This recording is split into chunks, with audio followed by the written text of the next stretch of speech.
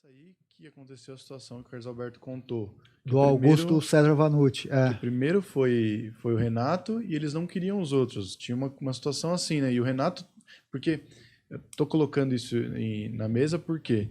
Porque fala-se muito, né, o Renato ganhava mais que os outros, aí você vai explicar todo esse contexto, mas o Renato também puxou os outros. O Renato, é isso, ele era o líder que trazia a galera. Talvez se ele não tivesse brigado, os caras não teriam ido pra Globo também com ele. Eu não sei se isso é verdadeiro. Primeiro que o Renato sempre fala que não consegue fazer graça sozinho. Ele precisa. Se você for ver friamente... Dedé, Mussum e Zacarias eram escadas do Renato. O Renato era a grande estrela. O Dedé fala, não, eu sou escada dos três. Sim, mas os outros três eram escadas do Renato.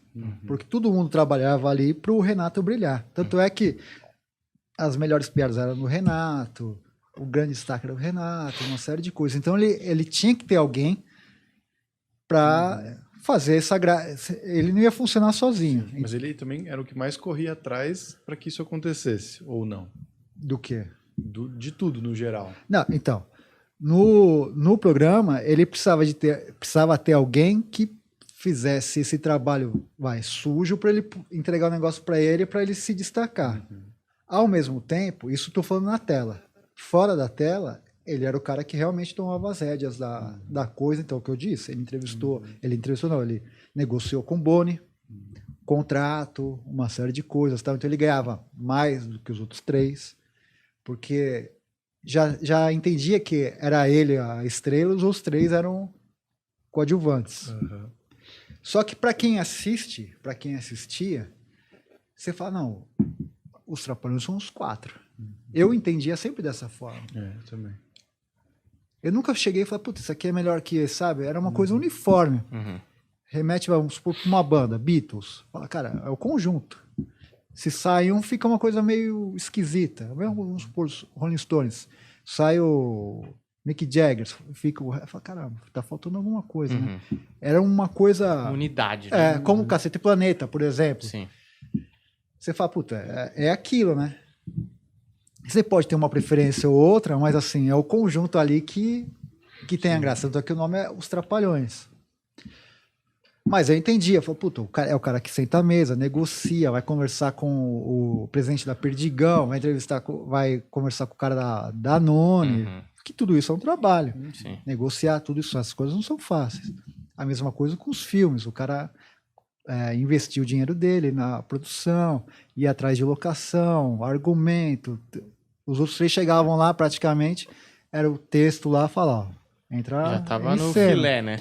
Mas ele ralava, então ele tinha que ganhar mais.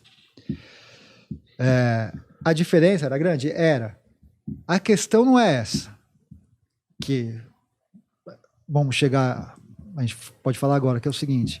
A questão toda é no percentual dos filmes que pegou por conta da separação. Ele ganhava muito mais, mas muito mais. As pessoas achavam que era 50% deles, outros 50% dos outros três. A gente descobriu que não. Era uma coisa assim chocante. Tipo, sabe? Sim. Você fala, caralho, como que pode? Tanto é que a ruptura deles foi por conta disso. Uma das razões. Porque acho que foi em julho ou agosto de 83, a revista Veja faz uma capa. A Veja era muito forte naquele período. O Renato Aragão na capa. Acho que coloca assim, o maior palhaço do Brasil. Tem umas 8 páginas essa matéria. Cara, em uma linha fala, ó, ele trabalha com Dedé. Tem uns caras lá. Mas mostra, por exemplo, a Grande Acomaria, onde a seleção treina, era do Renato Aragão. O terreno ali. Ele vendeu pra CBF, pra você ter uma ideia. Sabia disso. Ele era um cara empreendedor, né? Porra, ele sabia fazer dinheiro e sabe triplicar o dinheiro dele. O cara é um gênio. Onde é a Record hoje, lá no Rio, era a RA Produções. Ele vendeu pra Record. Então, o cara que, pensou, vou criar um estúdio. Era um cara visionário, isso não tenha dúvidas. Só que aí os caras que cercavam o Dedé, Mussum e Zacarias pegaram essa revista e falaram, olha a diferença aqui, ó.